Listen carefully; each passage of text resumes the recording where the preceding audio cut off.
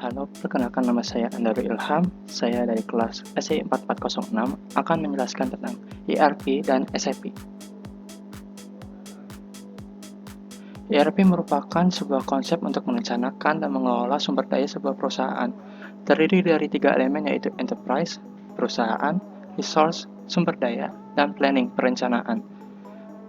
ERP juga merupakan sistem terintegrasi yang mempunyai tujuan untuk merangkum proses bisnis yang ada sehingga menjadi satu kolaborasi yang efisien dan efektif, dan didukung dengan teknologi informasi yang dapat menghasilkan informasi menunjang perusahaan agar menjadi lebih kompetitif.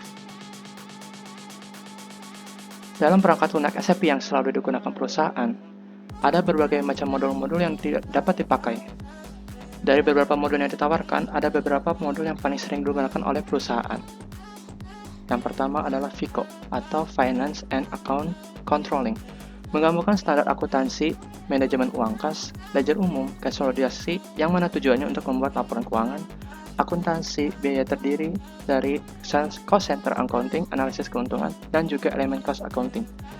Submodules dari FICO terdiri dari bank accounting, account payables, dan assets accounting. PP atau Production Planning merupakan modul yang berfungsi menjalankan proses perencanaan dan melakukan kontrol terhadap manufaktur di dalam perusahaan. Modul ini mencakup konfigurasi data, master, sistem yang menyeluruh, dan mencakup berbagai macam solusi bagi proses produksi.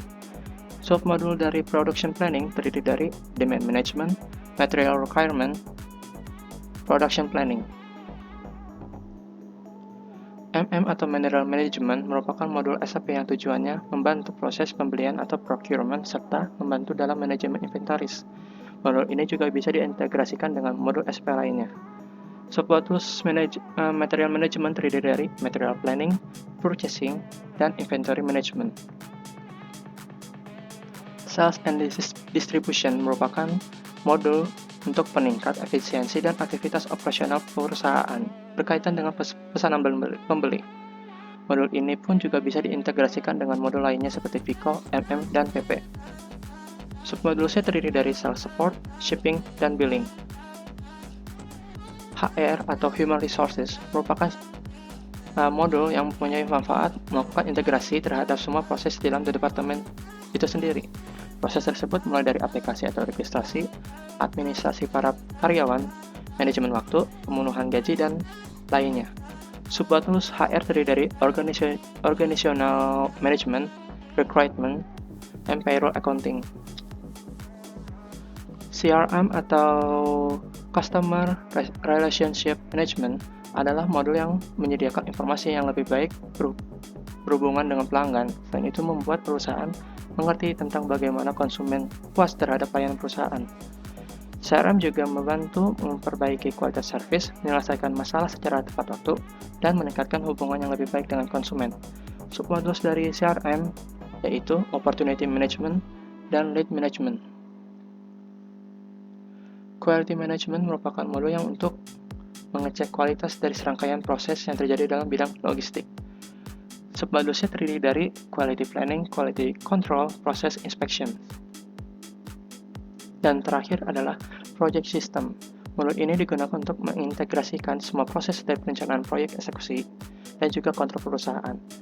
Dan terdiri dari Project Planning, Project Reporting, dan Project Cost. Dari submodul tadi bisa diintegrasikan ada beberapa, yaitu SD dan FICO. Sales and Distribution perusahaan akan mencatat pesanan-pesanan pembeli, dan dari catatan tersebut akan disalurkan ke FICO untuk dianalisa cost planning accounting, keuntungan, dan bank accounting. Dari CRM dan MM, perusahaan akan mencatat hasil kepuasan pembeli atau customer, dan ketika perusahaan mendapatkan pesanan dengan permintaan khusus, maka SAP MM akan mengorganisir material yang diperlukan untuk pesanan customer tersebut. Terakhir ada PP dan NM.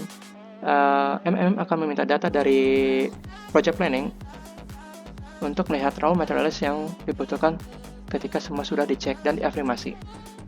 Dan juga MM akan membeli material tersebut. Sekian dari saya, mohon maaf bila ada kesalahan. Wassalamualaikum.